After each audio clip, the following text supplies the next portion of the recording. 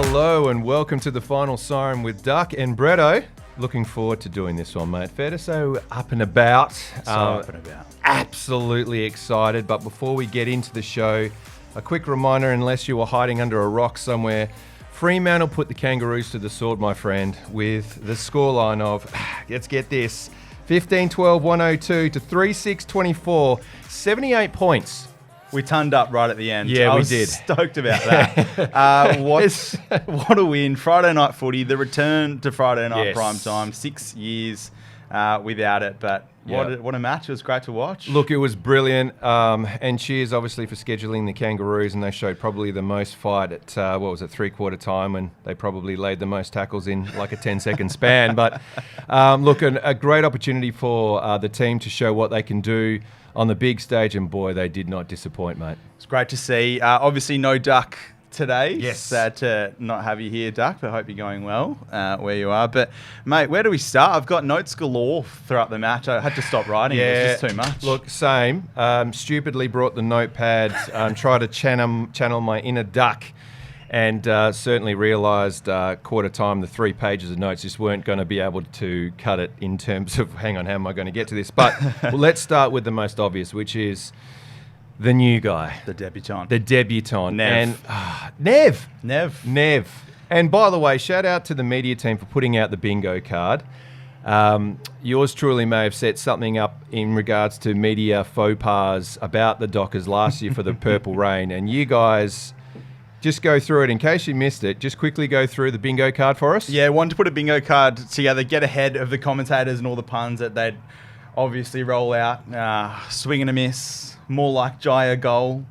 God, I can't remember them all, but there was plenty there. He obviously has a last name that can be worked into many headlines, but we wanted to get ahead of that. We wanted to just set the tone from the start, get them all done. So now they're done, out of the way. Yep. Let him be Jai Amiss. Yeah. And look, Amiss, first possession, kicks a goal, joins the elite crew. Welcome to the club. First kick, first goal. Now, I don't want to put too much pressure on the young man. Okay, but you're about to. I'm about to.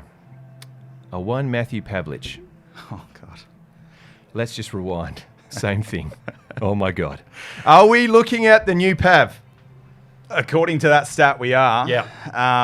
Jai Amiss, Josh Tracy, good synergy on field. Bit of this. Yeah, we did do a bit of this. Yeah, a bit of the fingers in there. They talked about their little relationship in the waffle for Peel, and they've seemed to have translated that onto the AFL field. But yeah, Jai. Look, what I did love about him, he kicked that first goal. Yep. Took a mark inside 50 for that second one. Yep. Didn't convert it, but you could see the confidence that his teammates had in him. Josh Tracy ran past, just got in his ear, go back, mate, kick it. None of the boys were taking leads. They were just like, mate, this is yours, your time, take a set shot. And the confidence in the teammates was great to see, and Jai delivered today. I love it. And I love his simple yet effective kicking routine. It's a pleasure to behold. Just watch, even in the pre-game and watching him go through his motion, I'm thinking, is he ever going to miss one? Don't jinx the big fella. But look, sensational.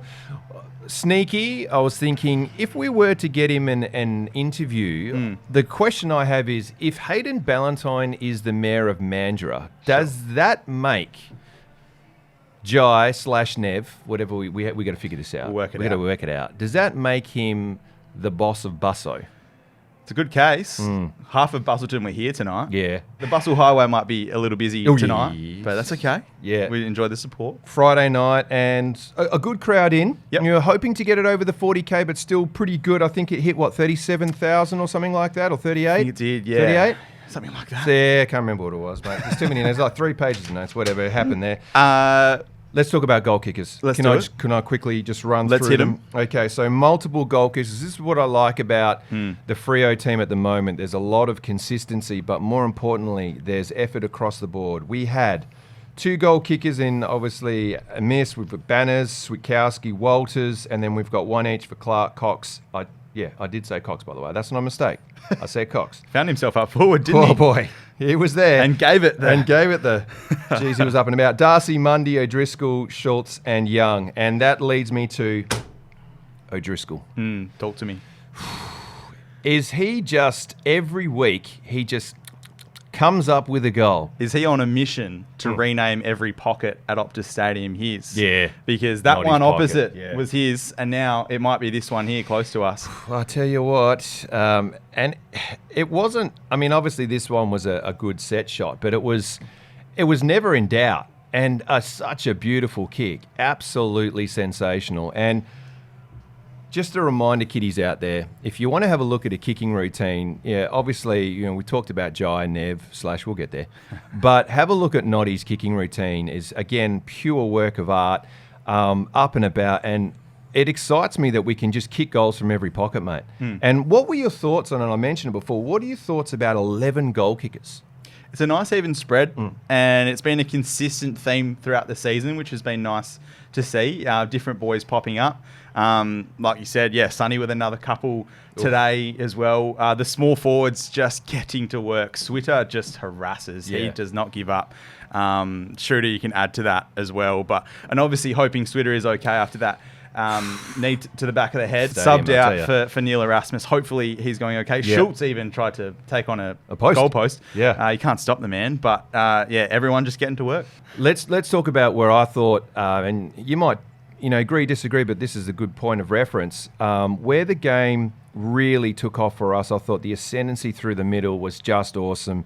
Again, big onions, just dominant, brilliant with his ruck work and craft. And, listening to where we are, listening to the commentary, it's one thing to keep talking about how good Todd Goldstein is, but I think we need to realise, I think he's been usurped. I really do think that Big Onions needs more respect in terms of what he's doing. So I love the fact that he was giving first choice to our midfielders. The cat's head, mate, just steak knives. We're going to have to come maybe up with another name. Why do we say that? Because steak knives, it's just not doing him justice. He just keeps on accumulating. Only played 67% of time on ground and yet still accumulating the mass. Now, I'd like to hear from you. Yeah. What do you think about that synergy through the middle at the moment? You've got Big Darcy, you've got Brodie, you've got Brayshaw, and obviously Sarong. How do you think that's working out? Look, I wanted to bring them up, so I'm glad you did. AB and WB, Andy Brayshaw, the Will Bs. Brodie, they had monster nights. Will Brodie also is a genuine inside and out player. I think he had 30 uncontested possessions today out of his 37 touches, which, by the way, he went at 89% efficiency. Will Brodie, something to behold. It's a pleasure to watch him. He had 9 touches up until quarter time, so he really got us going super early. And Andy's just class. I'm running out of adjectives for him, but he's just so silky, so good. 99 metres gained, Andy Brayshaw. 599. How's that for a bit of drive?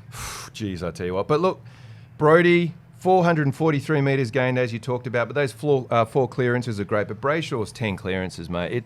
Can he be stopped? And is he, realistically, a Brownlow medal favourite at this point in time?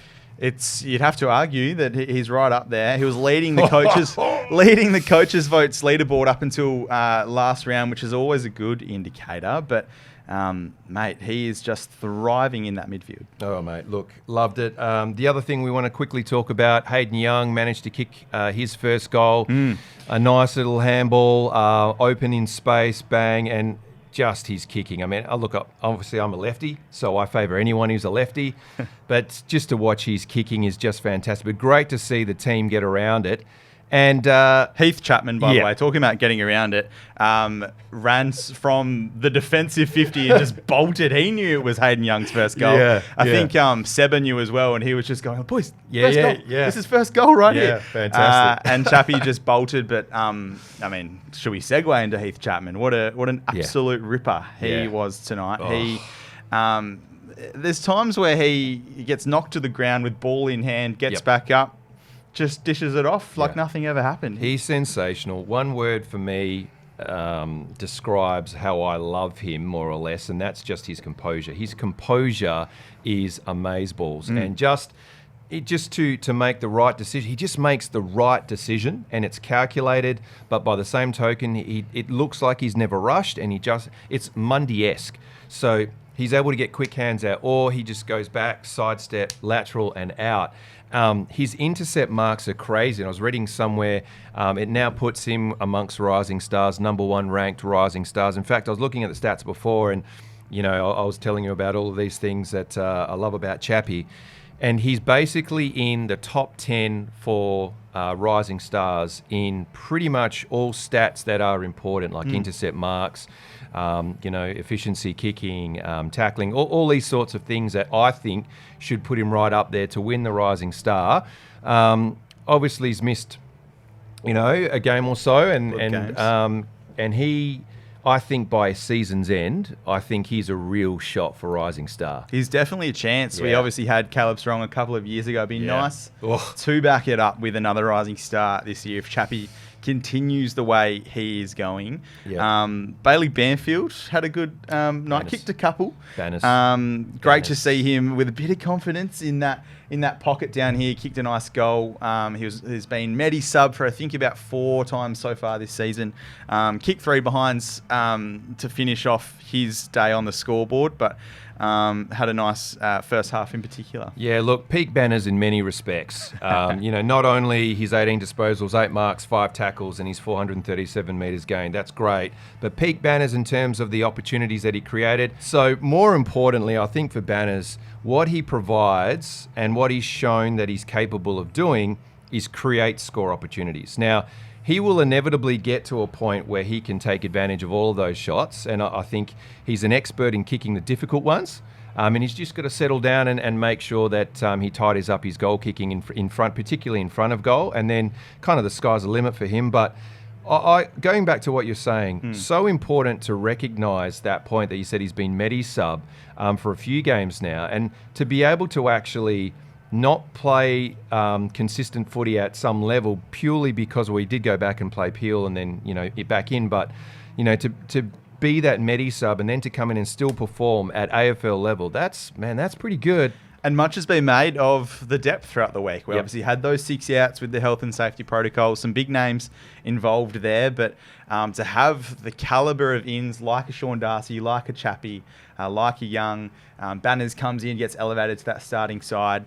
It was nice. And then Liam Henry gets his second taste of AFL footy this season.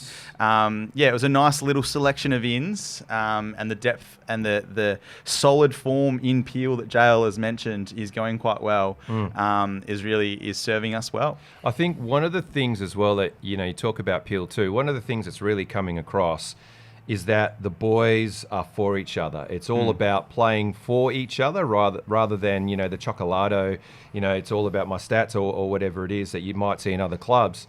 At FREO, it really does appear that it's all about the next man up, but looking after that next man in as well. And I thought today, especially when they're getting around each other and all that sort of stuff is super important. And it just looks like they enjoy playing with each other. And I know that they were talking about it on one of the footy shows. I think it might have been 360 or something, and I think you guys might have put it up, which was a good effort. But they're talking about how they look like they enjoy playing footy with each other. And look, the lid's gone. Like for me, the lid is off. You can't find it? Can't find it, mate. It's gone somewhere down there. Who knows? But it just reminds me of that Hawthorn premiership. The early I think it was 08 or 09. 08.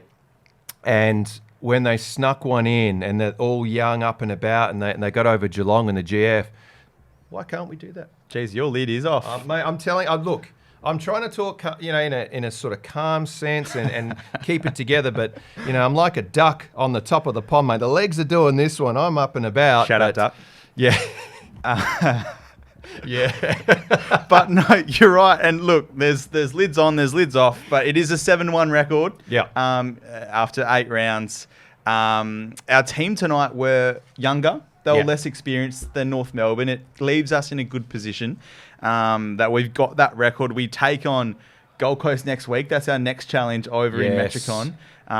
Slippery ball Sunday. game. Yep. Cheers. Yeah, and then coming up, you do have the likes of opponents, Collingwood, Brisbane, Melbourne, I think are all to come in some order. But it'd be interesting to see how the next lead into that bye round and we've got the names coming back too, potentially, depending on what's going on. And just to think, the likes of Lob coming back and Griffin Logue and Meek played a great game and Freddie and so forth. And if you look at and you touched on it already, but, Banners 23, Brody 23, Brayshaw 22, Chapman 20, Clark 21, Cox 23, Darcy 23, Henry 20, O'Driscoll 20, Tracy 20, Walker 20, Young 20. Pretty even, isn't it? It's a team that's set up for long-term success if they're willing to stay with each other for the long term. And I just feel like success is really just around the corner for this team. Yeah, it's an exciting time to be a Freo fan, that's for sure. So Purple Army, get on board. We're not too far away from our player interview for tonight, so we'll come back on the other side with that.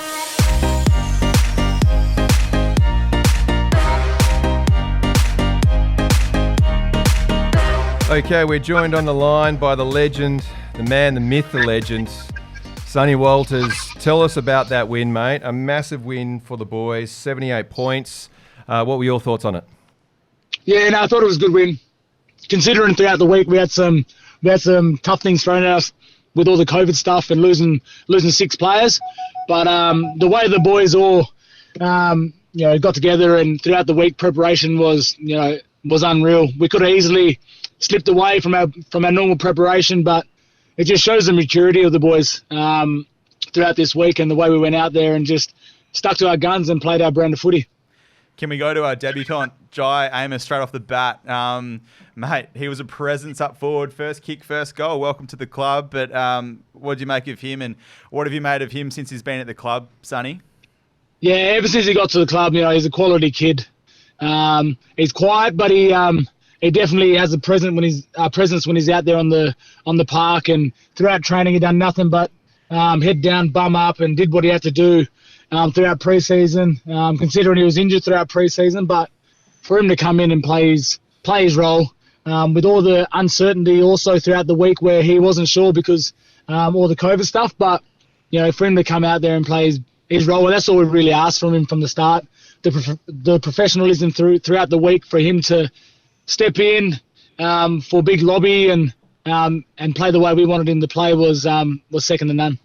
Yeah, mate. Look, I think being a young forward at Fremantle right now, you couldn't find a better place to be because you've got obviously experience and really good guys around to support like yourself in there. Do you find that you're using your leadership to really guide these guys and you're finding that they're really settling in well and it's all working to plan?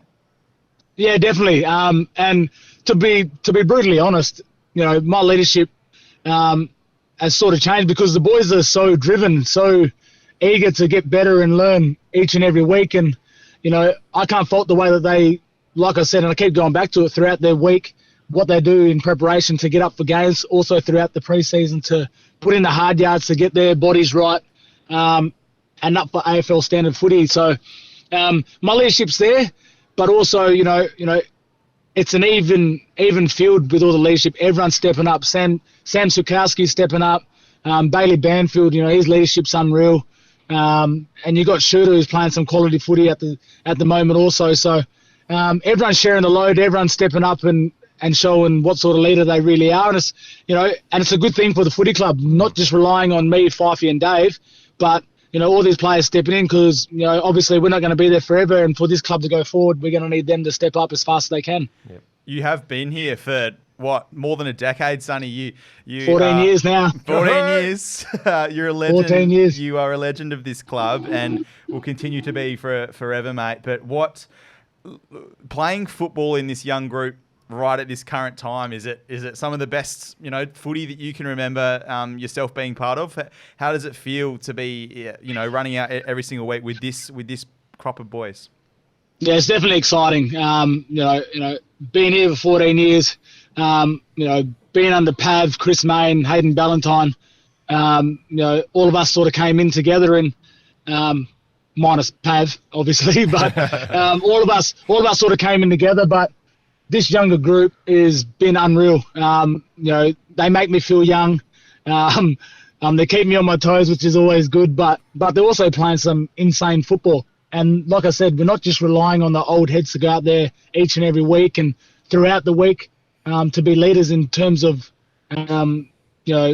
preparation and stuff like that. The boys are driven, like I keep saying. They're driven to get better. They're driven to get stronger in the gym. They're driven to just go out there and perform. And it makes the leaders and us older boys, a lot more driven ourselves because, JL always says it, if you miss a game, there's always going to be a next player stepping in, and that's the exciting part about it. So everyone wants to hold their spot and everyone wants to play some good footy for this footy club. Yeah, nice. Look, you probably stole my my question there, Sonny. You answered it by saying you're up and about with these young fellas. But if I could just say, to bookend, I pawned my MVP LeBron James jersey to get over to the 2013 Grand Final and saw you take a nice mark on Lakey and then slot it, and I thought, here we go. It would be beautiful to bookend that with Sonny Walters in the forward line in our next GF, kicking for goal to win the game, mate. I tell you what, I'm willing to sell the rest of my Steph Curry and Michael Jordan collection in order to make it happen. But, mate, I tell you what, I'm thinking, and look, as a fan, I could certainly be overshooting it, but I just don't think we're too far away, especially with like the system and the way the guys are buying in. Do you feel that? Is there a sniff? Is there a sense that, we're really up and about, we're almost there? Is there a sense of that, or? Yeah, well, there's a sense of belief, but we also understand that, we can't think too far ahead. We and that's the beauty about this group. We're so mature that we only, to be brutally honest, think about week by week basis, who we've got that week and what we need to do to play our brand of footy. Regardless of wins and losses, we want to play our brand of footy, and we know that that's going to give us the best opportunity to win. So, and that's what I love. I love this group, this young group that's driven and want to win. But it all system and our brand is going to stack up, and if we play that each and every week, the way we want to play, it's going to give us our best opportunity to win. Sonny, I'm sure he didn't mention it because he's a humble man, but that was JL's biggest win as coach. What do you put it down to? Do you think this 7-1 start to the year is more of a case of some things have changed over the off-season and the pre-season, or do you think it's more of a case of this is JL's third season now? Things are just, the things that he brought in from day one are just starting to sort of really click amongst the group. Yeah, I think that's it. It's obviously going to be a teething process as a first-time coach to come in. Obviously we started with our defence and stuff like that, and that's gone to a whole new level now. But like I said, it's a teething process. You're not going to come out in your first year and everyone to be on the ball and playing system-based football. We understood it, but it was just going out there and putting it into practice. But everything's starting to click. All the boys, like I said, all the boys are driven to understand the process, the system, and what we need to do. And it's not all about kicking goals or getting touches. It's all about what can you do to help the team. And, regardless on, each and every week, we're not going to rely on one person to kick 3 or 4. It's based on our pressure, locking in our forward half and trying our best to put the opposition under the pump. So that's been my role this year. I'm not looking to kick, X amount of goals. It'll be nice, but mine is more based around my pressure, and that's all our small forwards, which is incredible. Nice. Mate, a couple of quick ones for me to finish. And I guess the first one is going back to what Bretto was asking about, Jolo's first season, etc. Like, do you think being in the bubble really helped gel the team or get something started there where, they were really forced to, to work together in isolation, more or less? Do you think that really helped with the synergy with the team? Yeah, definitely. And, you live with someone you live with X amount of players for 7 weeks, especially over in Queensland, a place that's unknown to a lot of us. There's no doubt that you're going to build some synergy and build a connection with, certain players, if not everyone. So that was a great opportunity. That's something that at the back end of my footy career, because it was so different and so unknown, that I'm going to look back and think, I'm glad I did that. Albeit I was away from my family for 7 weeks, but that's part and parcel of AFL football these days, and hopefully can, and it's, as we can see, it's getting back to normal now, but I wouldn't have changed that period for anything. Nice. And mate, look, just a light-hearted question we always ask the guys that come on the pod for us, which is first name that comes into your head. Who's the weirdest unit at the club? O'Driscoll. Oh, okay. All right. Weird in a good way. Let's get that clear. That's what helps him kick those ripping goals from the pocket, eh? And that's why it's so weird. Because he misses those easy ones like he did tonight, but he kicks those goals from the pocket, which is just, I don't know. Even I can't do it. So I don't know. I'm going to take some lessons at this. Sonny, mate, you were brilliant tonight. So was the rest of the team. Thank you so much. You still owe me a coffee, by the way. I've got it in text form. I've got it in a text. So, mate, just, yes. Done. Skinny latte. Thank you. Cheers. Done. Thank you, mate. Look forward to seeing you again soon. No worries, boys. Thanks for having me. Thanks, mate. Talk to you soon. Bye. Bye. Son. Beautiful. Jeez, I tell you what, wouldn't it be nice to bookend that? Grand final. I'm not asking too much. Mate, the lid is nowhere to be seen. Look, unless you got anything else, mate, No, that's it. Final Siren for all done and dusted for tonight. Thank you for tuning in. A 7-1 record to kick off the year. Yes. Suns coming up next week. Some big opponents after that as well. So it's going to be interesting to watch. We'll get around it and hope the big fella gets well soon. We'll see you in the next one. Catch you next time.